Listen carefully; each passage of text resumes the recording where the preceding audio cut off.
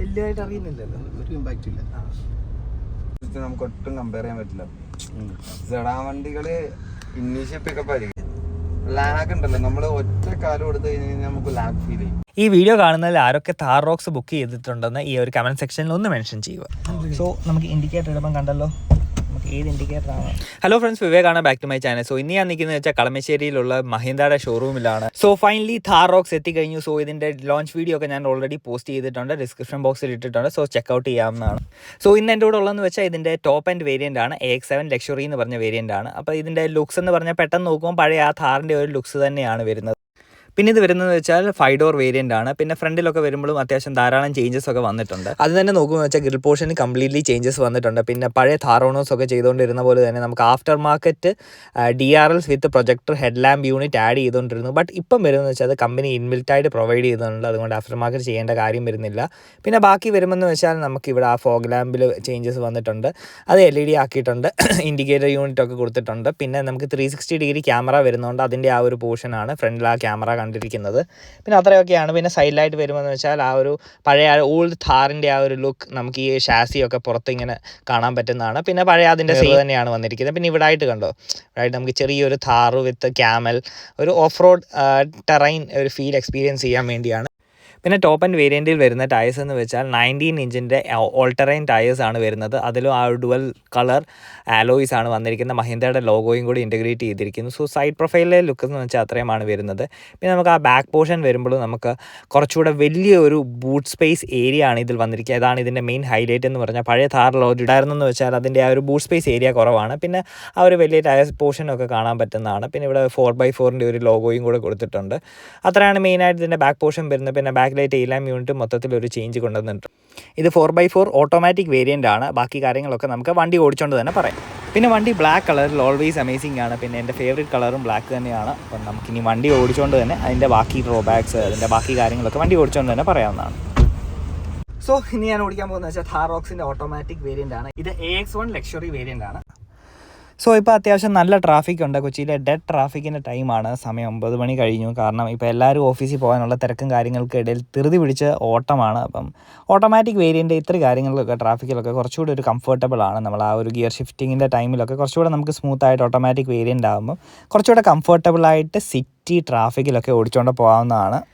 ഈ ഒരു Mahindra Thar റോക്സിലെ 2.2 litre diesel എഞ്ചിനിൽ വരുന്നതെന്ന് വെച്ചാൽ 6 speed automatic torque converter gear box ആണ് വന്നിരിക്കുന്നത്. അങ്ങനെ ഈ ഒരു എഞ്ചിൻ പ്രൊഡ്യൂസ് ചെയ്യുന്ന മാക്സിമം പവർ എന്ന് വെച്ചാൽ 175 bhp അറ്റ് 3000 RPM. അതുപോലെ തന്നെ ഇതിൻ്റെ പ്രൊഡ്യൂസ് ചെയ്യുന്ന മാക്സിമം ടോർക്ക് എന്ന് വെച്ചാൽ 370 Nm അറ്റ് 1500 to 3000 RPM ആണ്.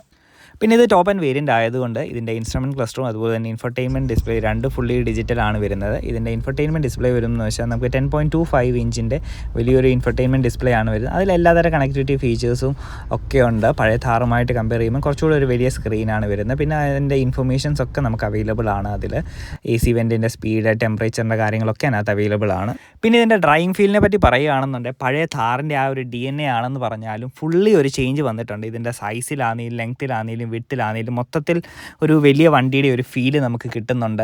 എന്ന് പറഞ്ഞാൽ നമുക്ക് സിറ്റി ഡ്രൈവിലൊക്കെ ഓടിക്കുന്ന സമയത്ത് ഒരു ഹെവി ഒരു വണ്ടി ഓടിക്കുന്ന ഒരു ഫീലല്ല, വളരെ ലൈറ്റായിട്ടാണ് നമുക്ക് ഹാൻഡിൽ ചെയ്യാൻ പറ്റുന്നതാണ്. കാരണം ഇതിനകത്ത് ഏറ്റവും ഇമ്പ്രൂവ് ചെയ്തിരിക്കുന്ന ഇതിൻ്റെ സസ്പെൻഷനാണ്. കാരണം എനിക്ക് അതിൻ്റെ ഡ്രൈവിംഗ് ഫീൽ, ആ ഒരു സസ്പെൻഷൻ്റെ ആ ഒരു ബെറ്റർനെസ് എനിക്ക് ഫീൽ ചെയ്തു. ശരിക്കും ഇതിൻ്റെ ആ ഒരു ഫ്രണ്ട് സൈഡിലെ ലുക്സിൽ മാത്രമാണ് പഴയ താറിൻ്റെ DNA വന്നിട്ടുള്ളത്. ബാക്കി കംപ്ലീറ്റ്ലി ഇതിൻ്റെ ഇലക്ട്രോണിക്സ്, സ്റ്റെബിലൈസേഷൻ എല്ലാത്തിലും ചേഞ്ചസ് കൊണ്ടുവന്നിരിക്കുന്നുണ്ട് താർ. അതും എല്ലാത്തിലും ഒരു ടോപ്പ് ആൻഡ് ലെവലിലോട്ടാണ് എത്തിച്ചിരിക്കുന്നത്. ശരിക്കും താർ റോക്സ് ആ ഒരു 5 ഡോർ വേരിയൻറ്റിൽ ആ ഒരു ഡയമെൻഷണൽ ചേഞ്ച് മാത്രമല്ല വന്നിരിക്കുന്നത്.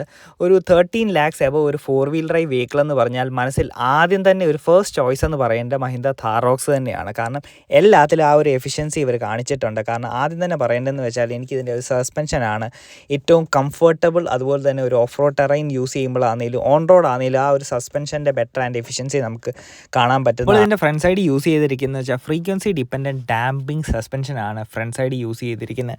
അതുപോലെ തന്നെ ഇത് ഹൈഡ്രോളിക് റീബൗണ്ട് സ്റ്റോപ്പിംഗ് സിസ്റ്റം ഉണ്ട്. അതായത് വെച്ചാൽ നമ്മളൊരു ഹമ്പൊക്കെ ചാടുന്ന സമയത്ത് ഇപ്പം തന്നെ കാണാൻ പറ്റുന്ന ആ ഹമ്പ് ചാടിയിട്ട് ആ ഒരു അപ്സൈഡ് മൂവ്മെൻറ്റ്, ആ ഒരു ആക്ഷന് നമുക്ക് അകത്തെ ആ ഒരു ഫോഴ്സ് കുറയ്ക്കുന്നതാണ്. അത് കറക്റ്റായിട്ട് പറയുകയാണെന്നുണ്ടെങ്കിൽ നമ്മൾ അധികം പരിചിതമല്ലാത്ത റോഡിൽ കൂടെ അത്യാവശ്യം നല്ല സ്പീഡിൽ പോകുന്ന സമയത്ത് ഒരു ഹമ്പ് നമ്മൾ ശ്രദ്ധിച്ചില്ല. ആ ഒരു ടൈമിൽ ആ ഒരു സ്പീഡിൽ തന്നെ പോയിട്ട് ആ ഹമ്പ് ചാടുന്ന സമയത്ത് നമ്മൾ എടുത്തടിക്കുന്ന ഒരു ആക്ഷൻ, ആ ഒരു ആക്ഷനാണ് ഇതിൽ കുറയുന്നത്. അതാണ് ഹൈഡ്രോളിക് റീബൗണ്ട് സ്റ്റോപ്പ് എന്ന് പറയുന്നത്. ആ ഒരു സിസ്റ്റം യൂസ് ചെയ്യുന്നതുകൊണ്ട് തന്നെ നമ്മൾ എടുത്തടിച്ച് ആ ഒരു നല്ല സ്പീഡ്, എന്ന് വെച്ചാൽ ഞാനൊരു 160 സ്പീഡെന്നൊന്നും അല്ല പറയുന്നത്, ഒരു 60 to 80 കിലോമീറ്റർ സ്പീഡിൽ പോകുന്ന സമയത്ത് എടുത്തടിക്കുന്ന ആ ഒരു ഫീല് നമുക്കിനകത്ത് വളരെ കുറവാണ്. ഇപ്പം തന്നെ ഞാൻ അത്യാവശ്യം ഒരു 40 to 50 സ്പീഡിൽ പോയിട്ട് 2 ഹമ്പ് ചാടിയിട്ടും എനിക്ക് ആ ഒരു ആക്ഷൻ നമ്മൾ ആ സീറ്റിൽ നിന്ന് കിളന്ന് പോകുന്നതായിട്ടൊന്നും എനിക്ക് ഫീൽ ചെയ്തില്ല. അതൊക്കെ ഇതിൻ്റെ ആ ഒരു ബെറ്റർ ആൻഡ് എഫിഷ്യൻറ്റ് സസ്പെൻഷൻ്റെ തന്നെ കാര്യമാണ്. പിന്നെ വണ്ടി കൊണ്ട് അത്യാവശ്യം നല്ല സ്പീഡിൽ പോയിട്ട് ഞാൻ ഒരു വളവ് വീശി എടുത്തിട്ടും എനിക്ക് വലിയ രീതിയിലുള്ള ഒരു ബോഡി റോളൊന്നും എനിക്ക് ഫീൽ ചെയ്തില്ല. പിന്നെ ബോഡി റോൾ തീരെ ഇല്ല എന്ന് ഞാൻ പറയുന്നില്ല, കാരണം എപ്പോഴും ഒരു SUV വെഹിക്കിൾസിലൊക്കെ ചെറിയ രീതിയിൽ ബോഡി റോൾ വരും. ബട്ട് എന്നാലും ഇതിൻ്റെ ആ ഒരു എഫിഷ്യൻസി കാരണം അത്രയ്ക്ക് ബോഡി റോൾ ഫീൽ ചെയ്തില്ല. കാരണം വണ്ടിക്കകത്ത് ഞങ്ങൾ 3 പേരായിരുന്നു ഉണ്ടായിരുന്നത്, എന്നിട്ടും കാര്യമായ ബോഡി റോൾ വന്നില്ല. കാരണം എപ്പോഴും വണ്ടി ഫുള്ളായിട്ട് പാക്ക് ചെയ്യും. ഇതൊരു 5 സീറ്റർ വേരിയൻ്റ് ആയതുകൊണ്ട് 5 സീറ്റും പാക്കായിട്ടാണെന്നുണ്ടെങ്കിൽ കുറച്ച് ലഗേജും കൂടെ വെച്ചാൽ യാതൊരുവിധ ബോഡി റോളും വരത്തില്ല എന്ന് തന്നെയാണ് എനിക്ക് ഫീൽ ചെയ്യുന്നത്. പിന്നെ ഇതിൽ ഓൾ ടെറൈൻ ടയേഴ്സാണ് കിടക്കുന്നത്. അതുപോലെ തന്നെ ഇതിൻ്റെ ആ സസ്പെൻഷൻ കാരണം ചെറിയ രീതിയിലുള്ള ഒരു ഗട്ടറും കുഴിയൊന്നും കാര്യമായിട്ട് അറിയുന്നേ ഇല്ല. അത്രയ്ക്ക് എഫിഷ്യൻ്റായിട്ടാണ് എനിക്കും ഫീൽ ചെയ്തത്. പിന്നെ നമുക്ക് ഇതിൻ്റെ ഒരു കംഫർട്ടെന്ന് വെച്ചാൽ ഫ്രണ്ട് സീറ്റ് മാത്രമല്ല, അതുകൊണ്ട് തന്നെ ഞാൻ ബാക്ക് സൈഡിലും ഇരുന്ന് നോക്കി. അപ്പം മറ്റൊരാൾ ഡ്രൈവ് ചെയ്യുന്ന സമയത്ത് നമുക്ക് സെക്കൻഡ് റോ സീറ്റിലാണെങ്കിലും ആ ഒരു ഒലച്ചിൽ അല്ലെന്നുണ്ടെങ്കിൽ നമുക്കൊരു ഡിസ്കംഫേർട്ട് ഫീൽ ചെയ്യുന്നില്ല. കാരണം പല വണ്ടിയിലും നമ്മൾ സ്പീഡിൽ പോയിട്ട് വളമൊക്കെ വീശുന്ന സമയത്ത് നമുക്ക് വോമിറ്റിംഗ് സെൻസേഷനൊക്കെ തോന്നും.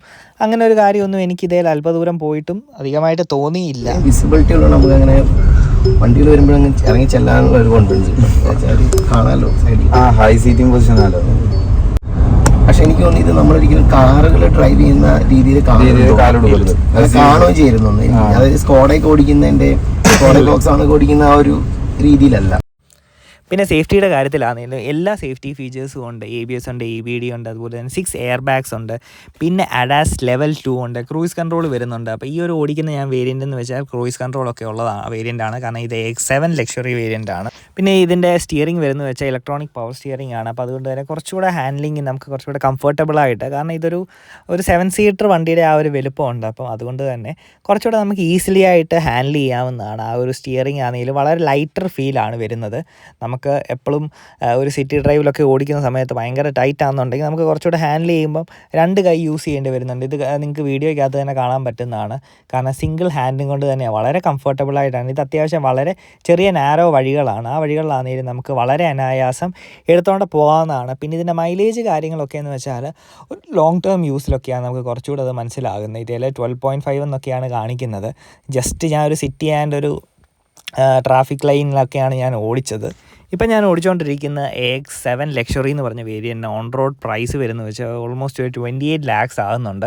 പിന്നെ നമുക്ക് എന്തെങ്കിലും അഡീഷണൽ ആയിട്ട് ഇതിനകത്ത് ഫീച്ചേഴ്സൊക്കെ ആഡ് ചെയ്ത് അതനുസരിച്ച് ചെറിയ പ്രൈസിൽ വേരിയേഷൻ വരുന്നുണ്ട്.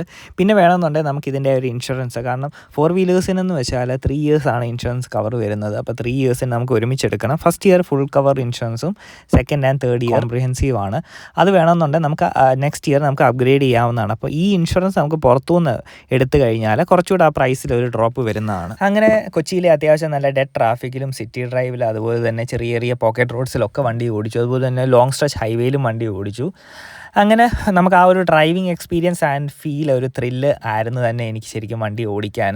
ശരിക്കും ഇതൊരു വലിയ വണ്ടിയുടെ ഒരു ഫീൽ ഇല്ല, വളരെ കോമ്പാക്റ്റായിട്ട് നമുക്ക് ഹാൻഡിൽ ചെയ്തുകൊണ്ട് പോകാവുന്നതാണ്. പിന്നെ ഇതിൽ 360 ഡിഗ്രി ക്യാമറ, അതുപോലെ തന്നെ നമുക്ക് സേഫ്റ്റി ഫീച്ചേഴ്സ്, ഇതുപോലെ ഇൻഡിക്കേറ്റർ ഇടുന്ന സമയത്ത് റൈറ്റ് സൈഡിലെ ആ ഒരു മിററിലുള്ളൊരു ക്യാമറയുടെ വ്യൂ നമുക്ക് ആ ഒരു സ്റ്റിയറിംഗ് മീറ്റർ കൺസോളിൽ വരുന്നതാണ്. അതൊക്കെ ഒരു അഡീഷണൽ ഫീച്ചറാണ്. XUV 700 വന്നിട്ടുണ്ട്, അതുപോലെ XUV 3XO ഒക്കെ വന്നിട്ടുണ്ട്. അപ്പോൾ ഇത് താറോക്സിലും വന്നിട്ടുണ്ട്.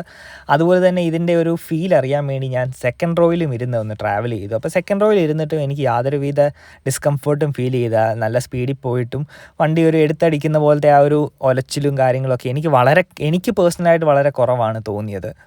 ശരിക്കും ഒറ്റ വാക്കിൽ പറയുകയാണെന്നുണ്ടെങ്കിൽ മഹീന്ദ്ര ഥാർ റോക്സ് എന്ന് വെച്ചാൽ അടിപൊളി വണ്ടി തന്നെയാണ്. ഈ ഒരു പ്രൈസ് റേഞ്ച് നമുക്ക് ലഭിക്കാവുന്ന ഏറ്റവും അഫോർഡബിൾ വണ്ടി അതുപോലെ തന്നെ എല്ലാ ഫീച്ചേഴ്സും ഉള്ള ഒരു അഫോർഡബിൾ വണ്ടി. അപ്പം നിങ്ങൾ വിചാരിക്കും 20 ലക്ഷം അഫോർഡബിൾ ആണോ എന്ന് ചോദിച്ചു കഴിഞ്ഞാൽ നമുക്കൊരു 4 വീൽ ഡ്രൈവ് കിട്ടുന്ന വെഹിക്കിളിന് അത്യാവശ്യം വേണ്ടി എല്ലാവിധ ഫീച്ചേഴ്സും, കാരണം മോഡേൺ ആയിട്ടുള്ള എല്ലാവിധ 4 വീൽ ഡ്രൈവിന് വേണ്ടി എല്ലാവിധ ഫീച്ചേഴ്സും ഈ ഒരു പ്രൈസ് റേഞ്ച് നമുക്ക് ലഭിക്കുന്നുണ്ട്. അതും ഇത്രയും ലക്ഷറി ഇൻറ്റീരിയറും.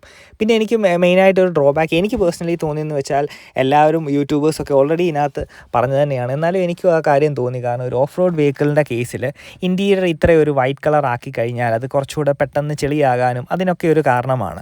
അത് മാത്രമേ എനിക്ക് പേഴ്സണലി ഒരു ഫസ്റ്റ് ലുക്ക് ഇംപ്രഷൻ എന്ന വയസ്സിൽ താറോക്സിൻ്റെ കേസിൽ തോന്നിയുള്ളൂ. ബാക്കി everything is more than enough. ശരിക്കും ഒറ്റ വാക്കി പറയുകയാണെന്നുണ്ടെങ്കിൽ ഇതൊരു സംഭവം തന്നെയാണ് മഹീന്ദ്ര താർ റോക്സ്. കാരണം ഈ ഒരു ബഡ്ജറ്റിൽ നമുക്ക് കിട്ടാവുന്ന എല്ലാവിധ ഫീച്ചേഴ്സും ഒരു 4 വീൽ ഡ്രൈവ് വെഹിക്കിൾ, ഒരു ഫാമിലി യൂട്ടിലിറ്റി വെഹിക്കിളിന് വേണ്ടി എല്ലാ ഫീച്ചേഴ്സും കംഫേർട്ടും അതുപോലെ തന്നെ ഫുള്ളി പാനറോമിക് സൺറൂഫുമായിട്ടാണ് താർ റോക്സ് വന്നിരിക്കുന്നത്. അപ്പോൾ ഇതിൻ്റെ പ്രൈസ് റേഞ്ച് സ്റ്റാർട്ട് ചെയ്യുന്നത് വെച്ചാൽ ഇൻട്രോഡക്ടറി പ്രൈസായിട്ട് നമുക്ക് 12.99 lakhs, അതുപോലെ തന്നെ ഡീസൽ വേരിയൻറ്റ് വരുമ്പോൾ 13.99 lakhs സ്റ്റാർട്ട് ചെയ്ത്. അപ്പോൾ ഇതിൻ്റെ ഓട്ടോമാറ്റിക് വേരിയൻ്റ് ഒക്കെ വരുമ്പോഴത്തേക്ക് കുറച്ചുകൂടെ നമുക്ക് പ്രൈസ് കൂടുന്നതാണ്. ഓട്ടോമാറ്റിക് അല്ല, ഇതിൻ്റെ 4 വീൽ ഡ്രൈവ് വെഹിക്കിൾസ് വരുമ്പോഴത്തേക്ക് 18 lakhs മുതലാണ് സ്റ്റാർട്ട് ചെയ്യുന്നത്. സോ വീഡിയോ ഇഷ്ടമായിട്ടുണ്ടെങ്കിൽ തീർച്ചയായിട്ടും ലൈക്ക് ചെയ്യുക, ഷെയർ ചെയ്യുക, സബ്സ്ക്രൈബ് ചെയ്യുക. അതുപോലെ തന്നെ വണ്ടി റിലേറ്റഡ് എന്ത് ക്വസ്റ്റ്യൻസും എനിക്ക് കമൻറ്റ് സെക്ഷനിൽ ചോദിച്ചാൽ മതി. So thank you for watching my video.